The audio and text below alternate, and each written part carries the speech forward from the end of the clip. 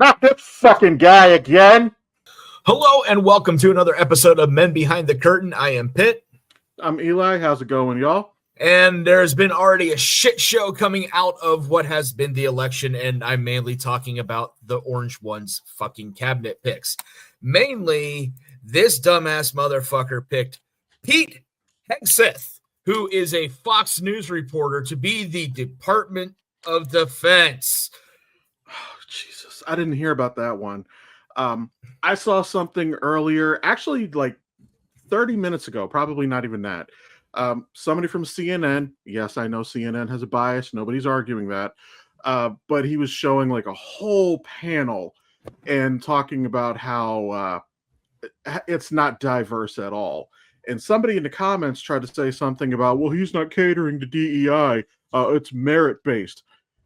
He picked Matt fucking Gaetz as the AG. And you're going to tell me that it's merit-based? You can eat my entire ass.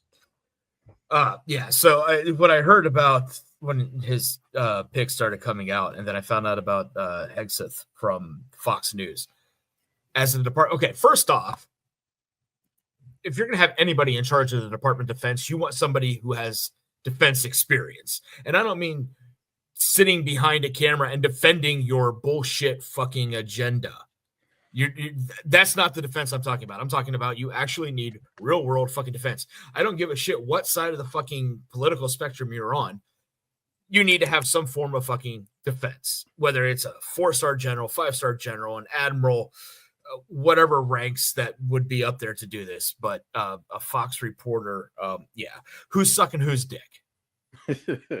One of my favorite ones. This came out of the first administration. I think it was one of the general. Yeah, it was one of the generals because he quoted Trump saying that Trump, why can't you be more like Hitler's generals? Dude was like, they tried to kill him, right? And his dumbass, he dead ass said, no, they were loyal. Like, you know what? You don't even have to be a history buff. But the Tom Cruise movie, Valkyrie, was incredibly accurate, down to a lot of the dialogue. Except for his accent. He has his accent was just as good as Kevin Costner's in Robin Hood. Oh God! If you've ever seen the guy Klaus, I don't remember what his name was. I am Klaus. Tom Cruise actually does look just like the guy that he was playing, so I understand that's partly why he got the part. He's also a marquee name. That's also why he got the part. But like, he's the only motherfucker in the entire movie using an American accent, but he's a German officer. I'm honestly of the opinion I haven't seen Tom Cruise act since The Last Samurai, which was a good movie, but I don't think he's actually acted since then. I think after you get to a certain point in Hollywood, the type of movies you do, you no longer need to act. You just show up and just be yourself, and there you go. I mean, we spoke about this before. The Rock does it. Ryan Reynolds does it. Seth Rogen does it. But then you have a guy like Samuel L. Jackson who, take Django Unchained. He had like 20 minutes of screen time in the entire movie because he was right next to DiCaprio. DiCaprio too. They stole every fucking scene that they were in. It's because I honestly think DiCaprio and Jackson and Jamie Foxx even, because that movie was just to be punny, was Unchained. But the thing is, I still think they still love and the craft and want to put their best performance forward, regardless if it's something serious or even if it's a cameo in the most ridiculous way. Yeah. Actually, real quick, just while I'm thinking about that. So first of all, as far as Django Unchained goes, it's honestly one of the only Tarantino movies that I really enjoy. Mostly, I don't like his directing style. Like, I know Kill Bill, he was mimicking a lot of Japanese-made films. It just didn't land for me. But Samuel L. Jackson, for those of y'all who haven't seen this, if you want to see a really good performance from him, There's an Apple TV show, which I don't have Apple TV, so I just got my Jack Sparrow on. Um, but the last days of Ptolemy Gray, a fucking amazing performance from Samuel L. Jackson, heartbreaking performance, but he shows you he still fucking got it.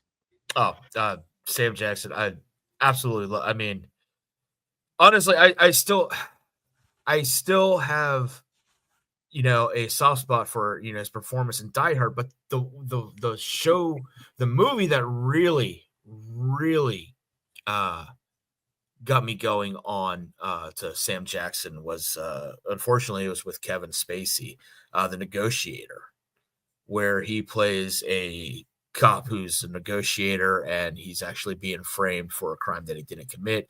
So he flips the script and he actually takes the department hostage, and they send people in to try and negotiate with him. And, you know, it's great movie, great script, but Sam Jackson is just brilliant in it. And yes, Kevin Spacey was brilliant in it as well, but then we found out that he is a piece of shit. And I hate the fact that I still like some of the movies he's in. It's the same way that I feel about Harry Potter. We found out that Rowling is more like a Death Eater.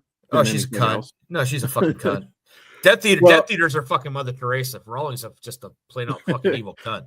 But at the end of the day, I can't pretend that I don't enjoy the franchise. It was a big piece of me growing up and everything. I can't not like the story just simply because I can't stand the creator. I don't have to give the creator any more of my money, and I'm not. But if you ask me, like, oh, how do you feel about it? I still enjoy it. I can't not enjoy it. Well, yeah, I mean, it's still enjoyable. I mean, the movies are, you know, great. They're, you know, the set designs, the direction, the acting, you know, right down to the special effects and everything, fucking phenomenal. I'll even go as far as saying the books. You could actually see her progress in her writing ability from book 1 all the way to book 7.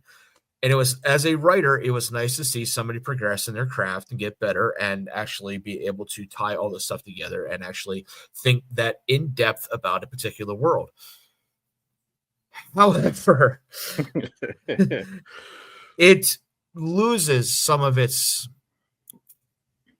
appeal when you find out certain aspects of the creator. And it sounds like I have a delivery because the dogs are going crazy, but it starts losing the appeal when you find out that the creators or the director or the actors, or there's someone or something tied to it that has a negative connotation to it that is absolutely deplorable. I also did not like the way that she decided to just randomly add lore to it after the story was over. We all know, you know, it was a big headline when she decided that now Dumbledore was gay. And I don't care that he is, but it doesn't impact the story whatsoever. Now, it does appear to have some relevance in the Fantastic Beasts series, but those aren't books. She is a consultant on the movies, as far as I know, but so his orientation does play a part in those movies, but in the books that she had written, who gives a fuck? It doesn't. It's not good representation because it's not represented. Yeah, I mean, it's like I don't know. It would be like if you decided that Harry was Jewish. Cool. But where the fuck is that in the story? I mean, he could be. I don't know if you. I shouldn't say that. All right. Here, I'm gonna save you. I'm gonna save you to get you away from there. I've got our first catastrophe. Also, by the way, I think this is we're gonna need to get a little banner or something, because I think it's actually been a good 3 or 4 episodes since we've called anybody a cunt. So we actually just broke that streak. Wait, I haven't called somebody a cunt in like 3 or 4 episodes. I don't think we did. We just said it about Rowling, but I don't think we've said it in a few episodes. All right, I'll make up for it in this episode. I'm going to need a little board up here, just X amount of episodes since somebody even called a cunt. Should stay at 0 is what it should stay at. So I might grab my whiteboard. 0 episodes since somebody calling somebody a cunt. All right, so our first cat's astrophy. It's a very long one. What is the largest animal you think you can fight without a weapon and win the fight? Oh, Jesus Christ. Honestly, maybe a dog. And even that, it depends. Because wait, let's be more specific. Which dog? That's what I was gonna say. Is and honestly, it depends who gets who first. Because like pit bulls are not big dogs, but they're vicious fucking dogs. However, I think if I get the first hit, if I kick that motherfucker right in the face, I think I'll be okay. But that's a big if.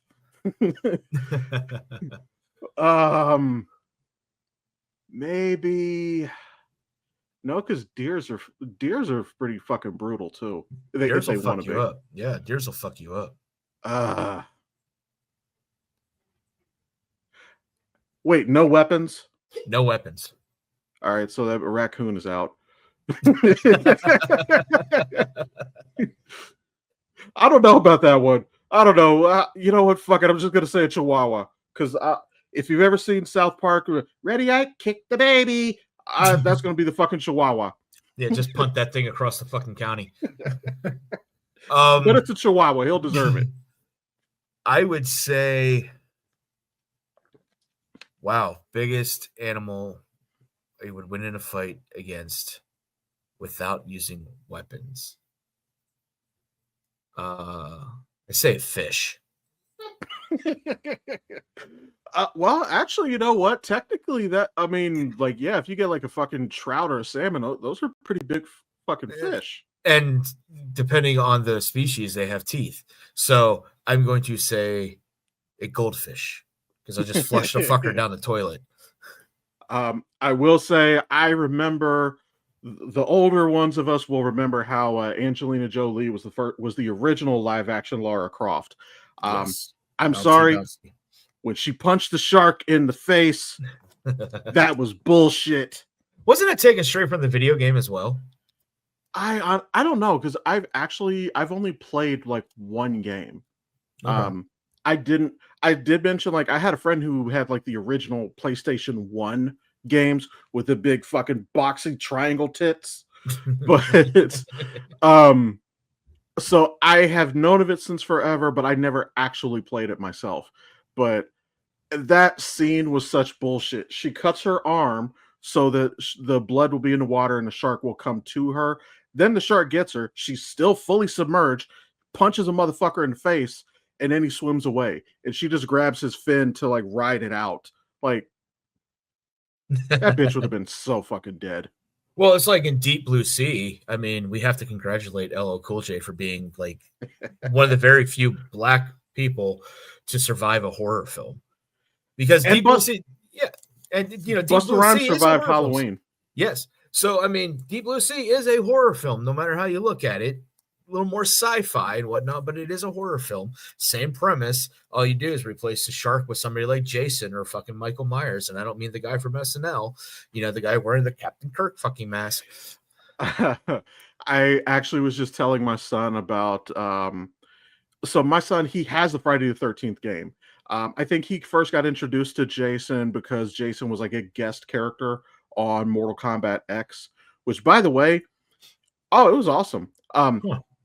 My son, he's a son of a bitch to fight against with Jason because he's so fucking. My son is a much better gamer than I was at his age because he's so aggressive. When I was his age, I was a defensive player. I would just defend and punish, which does work in some games. Honestly, like Jedi Survivor, where like one of the stances you have is a cross guard, like Kylo Ren. Yeah, that is a defend and punish tactic. You want to block, parry, punish, because it works like a broadsword. It's heavy. You're slow. But where I was going with that, so I was telling my son about Jason Takes Manhattan, and this random motherfucker, black dude, of course, because this was like in the 90s, I think. He decides he wants to fucking run the fade with Jason, and I don't know why he thought that would work. Like, first off, you should have broken your hands immediately after punching the goddamn mask. All right. Next one. Single word. Pickles.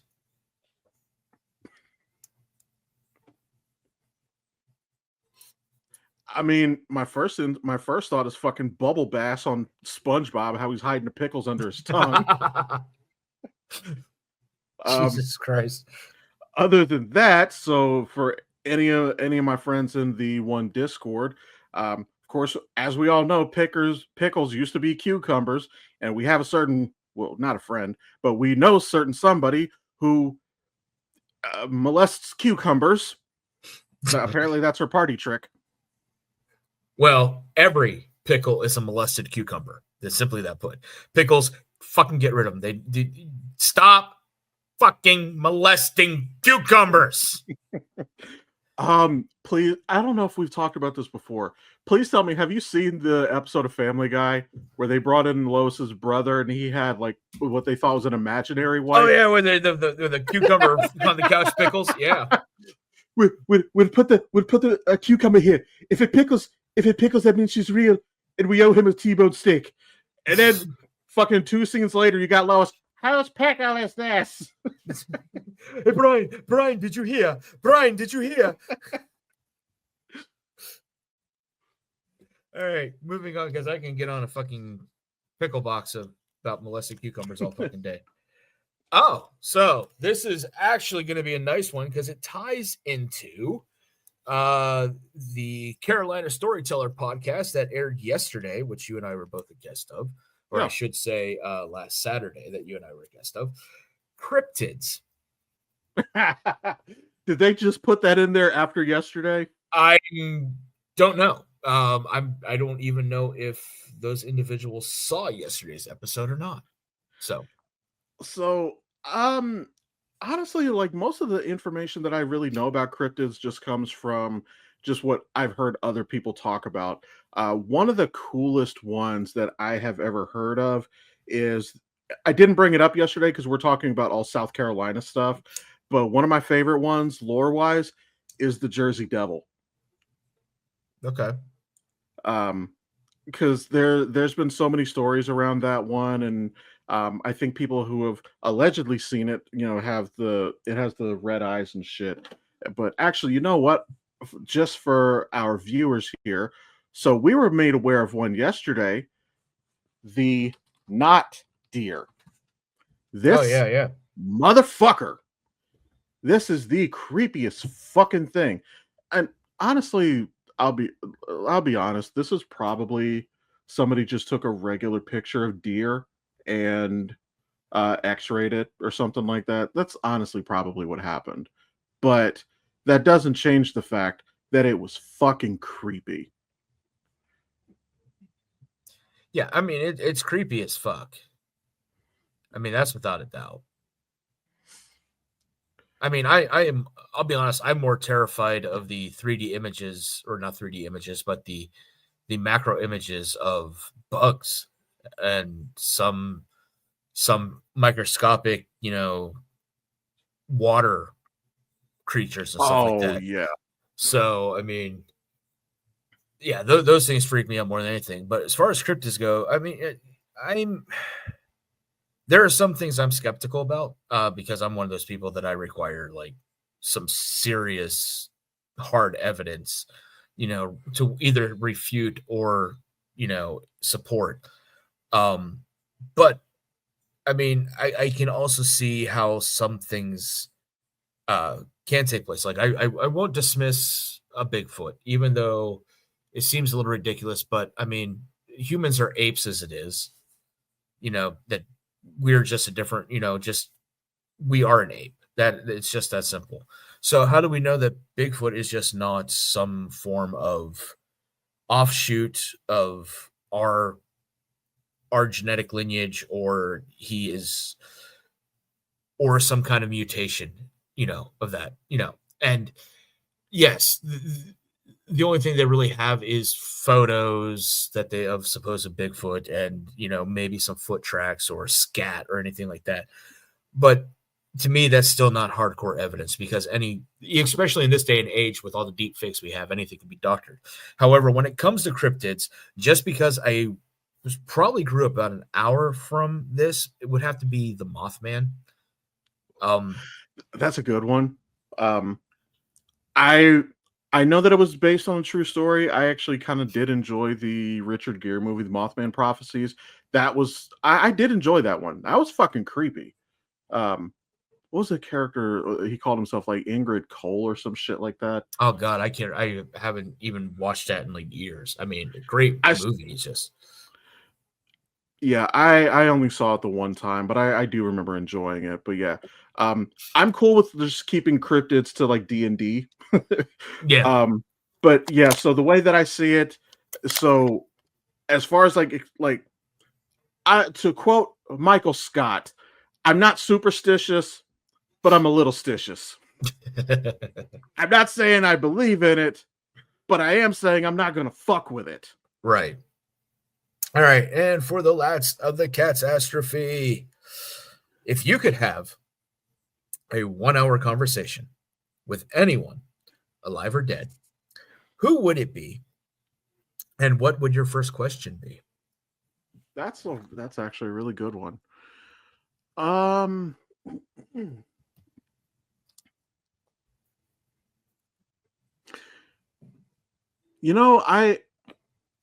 I'm gonna piss somebody off with this. I think I would want to ask King James how much shit did he make up? All of it. All of it.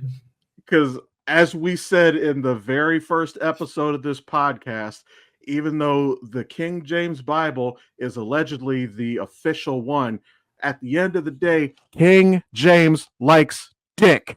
Was liked. He still may. He still may like it. I mean, I don't know. Alive or dead, and I guess we need to go factual and not fiction. So, can't do Jesus because he's fiction. Allegedly, he may have existed. They just greatly dramatized what and who he actually was. But we'll move on. Not all right, point. but he still has brown skin. I don't care what anybody. Oh, absolutely. Yeah. My first question, I talked to Jesus. Hey, Jesus, why did you turn into a white guy? No, I don't know. Anyone alive or dead? I don't know. That's a lot of people, because I'm being a sci-fi nerd. There's a lot of people. Fuck. Yeah, I don't know. I mean, there's a lot of people that I would love to sit down and have a conversation with that, have since passed. I mean, can you imagine the first conversation you would what would be the first question you would ask somebody like Rasputin or Napoleon or Alexander the Great? Nostradamus would be a good one. Read my palm. Although actually, you know what would be funny? So L. Ron Hubbard, he gave his son like some kind, it wasn't acid, but he gave his son like it might have been methamphetamine, I'm not sure. But he just gave his son fucking hallucinogenics and just wrote down everything he said. What if I gave L. Ron Hubbard hallucinogenics? How'd that conversation go? Well, you bring that up, and now I would actually sit down and have a conversation with any of the popes, because there is I don't know if you want to call it a rumor or something true, but there is supposedly a book in a room in the Vatican that is specifically for the Pope's eyes only. Only he can read it. And I'm saying he because the Catholic Church is never going to allow a woman to become pope. I'm sorry. And it sucks. It's the Catholics. But still, I would sit down and I'd ask the Pope, first question, what's in that book that we are not allowed to see, that only you can see? That would be my question. That would actually be a really interesting one. Unrelated, but when you mention how, of course, they're never going to elect a woman as the Pope, and you're probably right about that.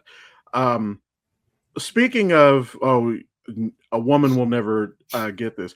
Did you hear what happened to Nick Fuentes? No, I didn't. So, for those of y'all who don't know this, the reason I made that connection is, and I'm not going to repeat everything that he said because it's fucking disgusting. But one of the things that he said was that there would never be a woman president. They burned his house down. Oh shit, that's right. My kids mentioned that. Yeah. Yeah. I'm like, oh, all houses matter. I'll be honest. I forgot the fucker's name because that's how much he means to me. I didn't actually know who he was until this year. Well, actually, no, I'll take that back because I did hear about him having, of course, that dinner with Trump and yada yada yada.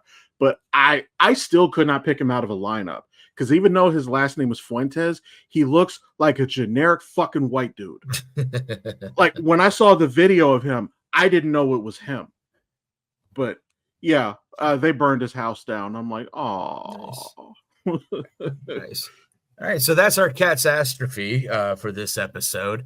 I want to turn a little script. We're going to go back to a little bit of nerdism, nostalgia, and whatnot. But however, Cobra Kai Season 6, Part 2 dropped on Netflix. And no, there's going to be a Part 3. There's going to be a Season 6 Part 3. It's going to be 5 episodes that is going to be out in 2025. Those dates have been announced. However, I have not looked those up, so I do not have those. Give those to you. I just want to let everybody know that Cobra Kai Season 6 Part 2 has dropped, and holy fuck, Saikai Taikai! I still need to actually watch it. I still have never watched it like at all. You're dead. So, but I had to leave. It's not that I didn't want to. It's just there's so much shit to watch. It's so hard to prioritize it anymore. That is something I do want to watch. I'm actually really glad that Netflix bought it, so now they have the whole thing on their platform. Because I know it was originally a Netflix original, which is Netflix still even making any original shows? Because like that was like their flagship thing for a little bit. They are. The final season of Stranger Things is going to be out next year. Well, that's Netflix too. Yes. I was talking about you. I was talking so they bought it off of YouTube, Cobra Kai. I mean, no, wait, was it? Yeah, it was off of YouTube. Yeah, it was. No, that's what I meant. Like, is YouTube still even making any original content like what Cobra Kai was? I don't think they are. I don't know. Honestly, Cobra Kai was the only one I was really ever interested in. While we're talking about that, did you hear that Ralph Macchio, or how are you saying Macchio, sorry. Did you hear that him and Jackie Chan are going to do a Karate Kid together? Yes. And it's a continuation of both those stories. I don't know how. Well, so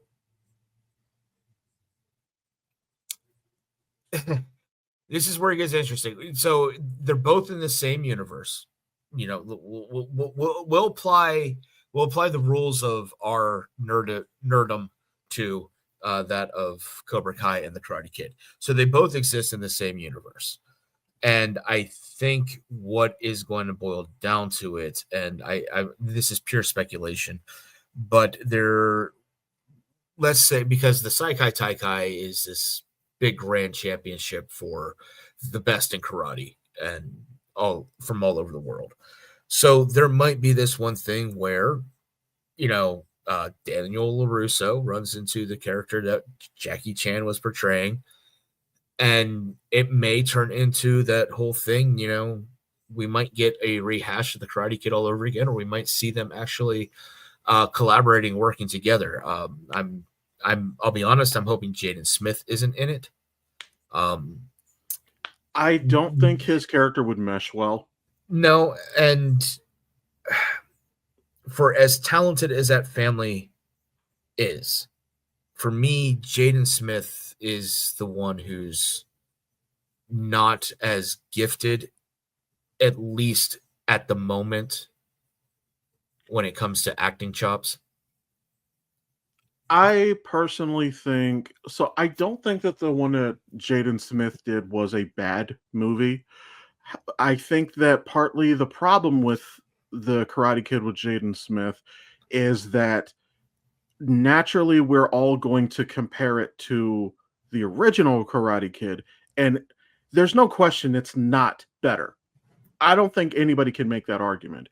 But if you can watch the movie in a bubble and separate the original story, it's not a bad movie. I don't hate it. It's just not. They should have just done something else. They should have named it something else. It should have just been it can be an homage because it was like they did steal. I shouldn't say steal. They did use a lot of the same plot points and some of the same things that Miyagi and Daniel did. So it's okay to borrow from that and pay an homage, but it shouldn't have been the Karate Kid. No, it should have been the Kung Fu Kid, actually, because we're talking about this was China. That's true. Honestly, what I think they should do is if they're going to do this, and then you make the movie a 2.5-hour movie, and you fill it with a shit ton of fucking cameos. And when I mean a shit ton of cameos, I'm not talking about like, oh, here's Tom Cruise and his, one directed acting, or I'm saying you talk it with martial arts. And I'm talking Aikido, Kung Fu, Taekwondo, Tang Soo Do, Karate, Capoeira. I'm talking, you fill it with all these idols. You could even bring in fucking Chuck Norris as a fucking, guest. You bring in Jet Li, leave Steven Seagal out of it because he's Michael J. White. Yes. Bring in these people and you just have almost as a farewell, as a send-off to the over-the-top Americanized karate fucking movies. And be like, peace, we're out. No more fucking karate movies for you. You'll see karate in movies, but we're not going to focus on fucking karate movies. And I would like to go on record by saying that fucking Johnny Lawrence is king. Johnny Lawrence is actually the Karate Kid, not fucking Daniel LaRusso. It was Johnny Lawrence. That movie was actually about him until a little snot-nosed fucking punk came in to the fucking valley and ruined everything for fucking Johnny Lawrence. Really fucked up his life. Johnny Lawrence is king. William Zabka, we love you. And of course, the thing that we all know with the Karate Kid, of course, the crane kick and all that shit. I'm calling bullshit on that because maybe I'm wrong. This movie was made in the 80s, I want to say. Yep. I couldn't remember. Maybe it was like late 70s, but maybe in the 80s they give a few fewer fucks. But considering his leg injury, they would not have let Daniel continue in the fight. I think they would have just called it a wrap right then and there. Yeah. Plus, it was also an illegal kick to the face. I wondered about that because I know in the second movie when he was, I think it might have actually been with Cobra Kai, dude was telling him to like punch the thing. That's actually the third movie. Yeah. I thought the third one was when they went to Japan. No, second one's when they go to Japan and he takes on Chosen. Third one is when they're back and he actually joins Cobra Kai under Terry Silver, who's running the dojo at the time because Kreese is no longer around. So Terry Silver takes over the dojo and Terry Silver's training him, and that's where he's like busting up his knuckles and whatnot. Yeah, because even then he's like, I thought a strike to the face was illegal. Well, if it was illegal then, why the fuck you kick him in the face back then? Yep. That was bullshit. Yep, illegal kick to the face. Plot armor. Johnny Lawrence still undefeated All Valley champion. But hey, that's what plot armor is. I remember I actually had a conversation with somebody not too long ago because I was surprised they were a book reader, like that was like one of their bigger hobbies, and they hadn't heard of the concept of plot armor. To which I'm like, really? How do you So not? that's when I had to explain what plot armor is. And the two thickest plot armors that I know of in all of fiction, number one is Batman. And anybody who knows comics knows what I'm talking about when I say this. If y'all don't know what plot armor is, that is, they win because the plot requires them to win. In the case of Batman, he can beat anyone with prep time, which so did Kevin McAllister. Wait, McAllister's Batman? I've never seen him in the same room. Breaking news. Actually, no. Kevin McAllister grew up to be fucking Jigsaw. That is actually fucking believable. That right there is actually fucking. But the second thickest plot armor I have ever seen is in Supernatural, because in the later seasons they start actually acknowledging that other universes exist. The god of this universe has created other universes. He treats them like television shows. But the Sam and Dean of this prime universe are his favorite characters in everything that he's created. There's no thicker plot armor than that. None. Which is why I made a video on TikTok about maybe 2 years ago. It pissed a lot of people off when I said Sam and Dean would fucking body Batman. Wait, so since we're on plot armor, so the entire premise of John Wick is nothing but plot armor.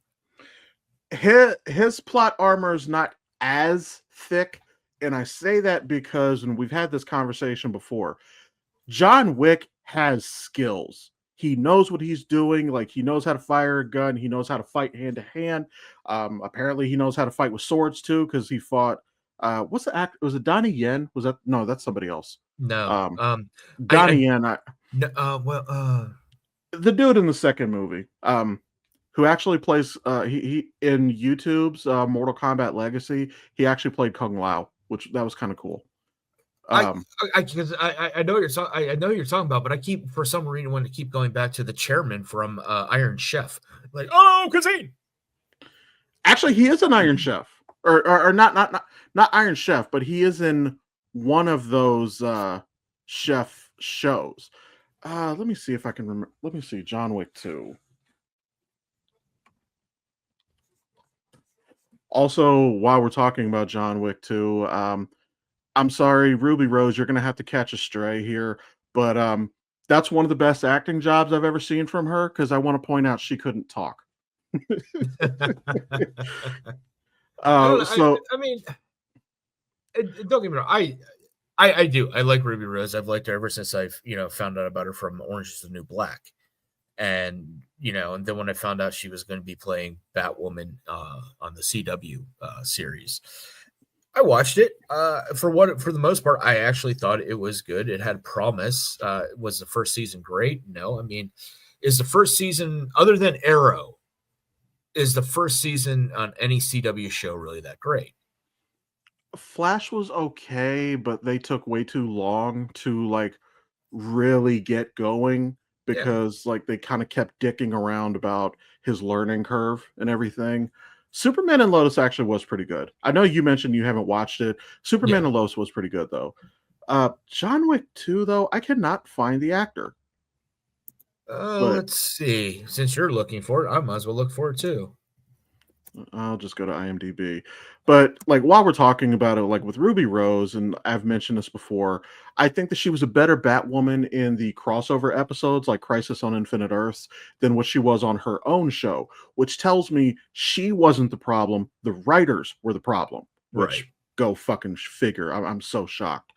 But as far as Orange Is the New Black goes, let's be honest, 90% of her direction was be hot.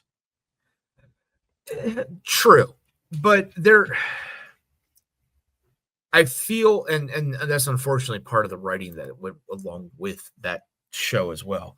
But I think with certain aspects, like certain nuances, certain character traits that the character she had portrayed, there for me there were moments that were enough. It's like, okay, maybe I should keep an eye on this person because they seem to, have an idea of what they're doing.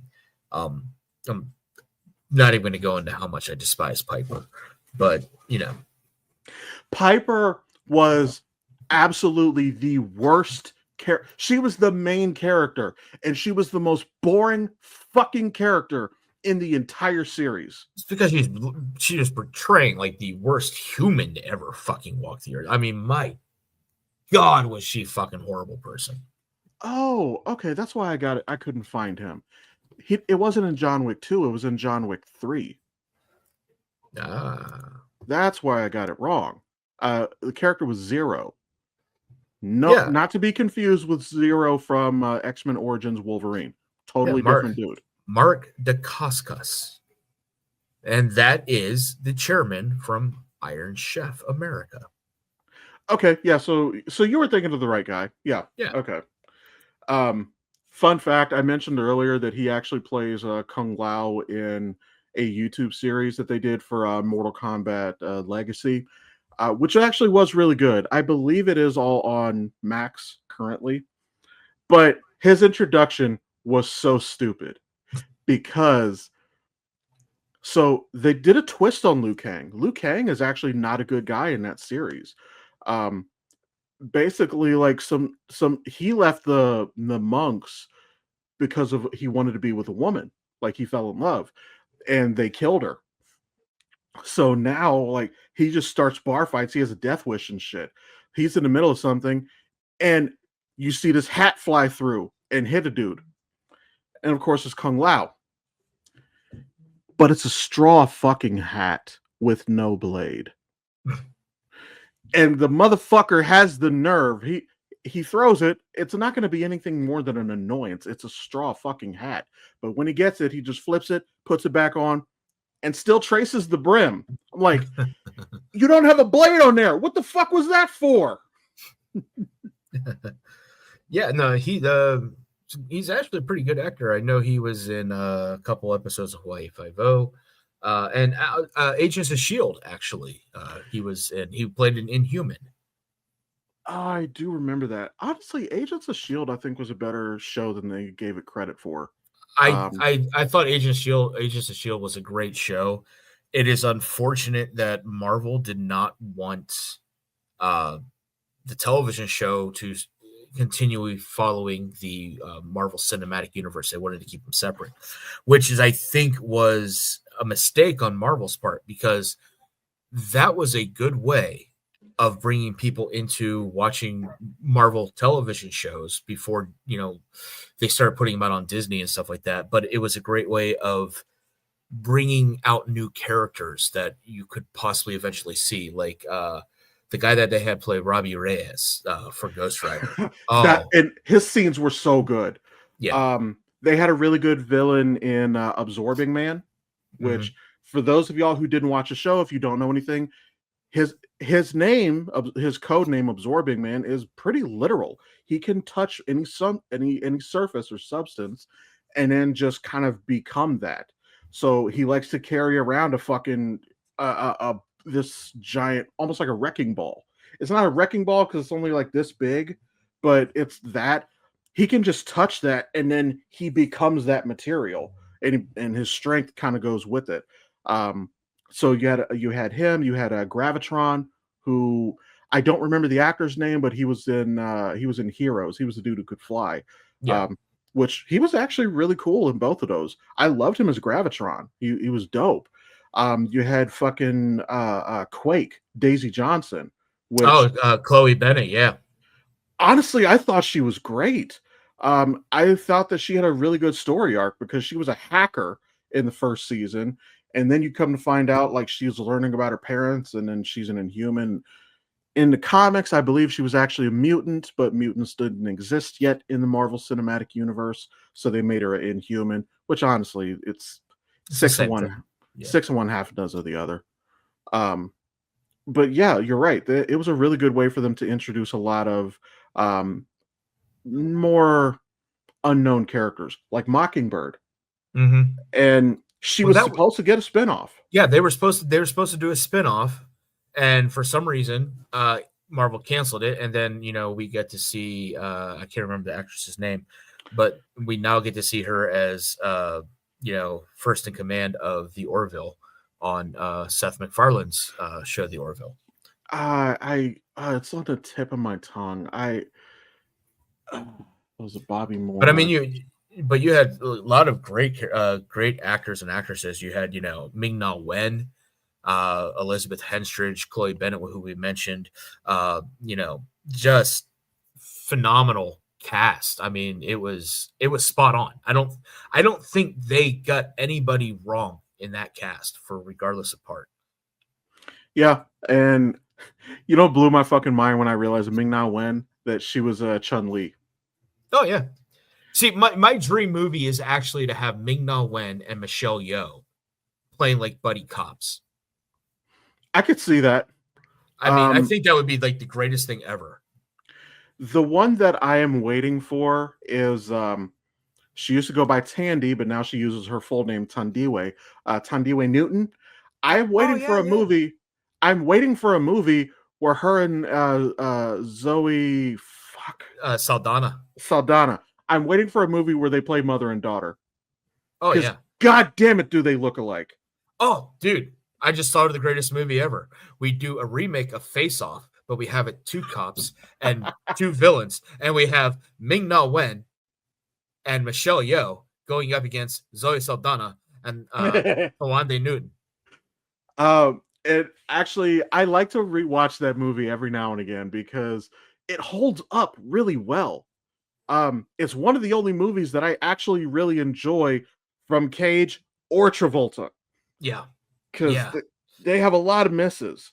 It doesn't make any fucking sense because they don't have the right body type. You could never face swap them and still mistake one for the other. But one of the things that I love about it, and I'm not coming from this just as a fan. I'm coming from this, I guess, more maybe from the idea of the perspective of like an actor or a performer. But both of them get to play the hero and the villain in the same movie. And that sounds so fun. Oh yeah. No, I would absolutely, that'd be like a dream role for me, is like you get to play the hero and a villain. It best of both worlds. And honestly, I think that's one of the only times that it actually kind of caters to Travolta's overacting, because I don't think that he knows how to do a subtle role. I don't think he can do it. But he's trying to match the same energy that Nicolas Cage brings to it, and that did work. Yeah, I mean, there are films he's done. What is it? The Phenomenon, or the Phenomenal? Phenomena, I believe. Phenomena, where where he gets hit by lightning or whatever it is, and all of a sudden he can learn Portuguese in like 10 minutes. But for me, that was one of the movies I really enjoyed because it did hit on it, because he did have, it was more so the subtle nuances in his deliveries and stuff like that, which is what that part called for, that character called for. But then when you watch some of his other stuff, although to be honest, when he shaved his head and had that wide goatee, it's like, holy shit, motherfucker looks like a badass.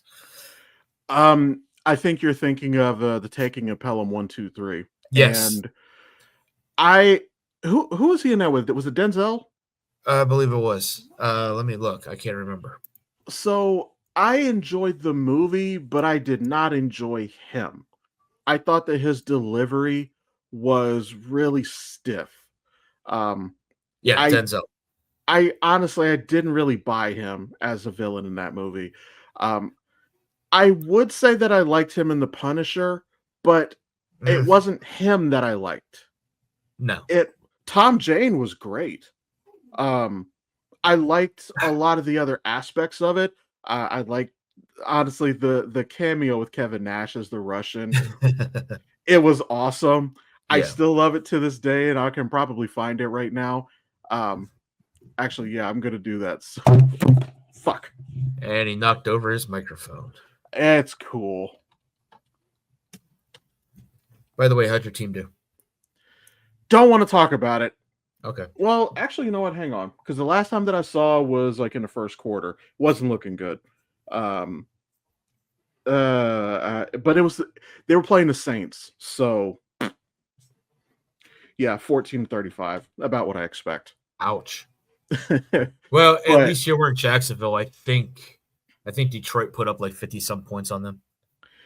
my favorite part about Kevin Nash as the Russian is this meme. Oh, I found him. Well, in this case, Waldo finds you. Fun fact about that: did you know that Kevin Nash actually did get stabbed? For Yes, real? I saw a what is it?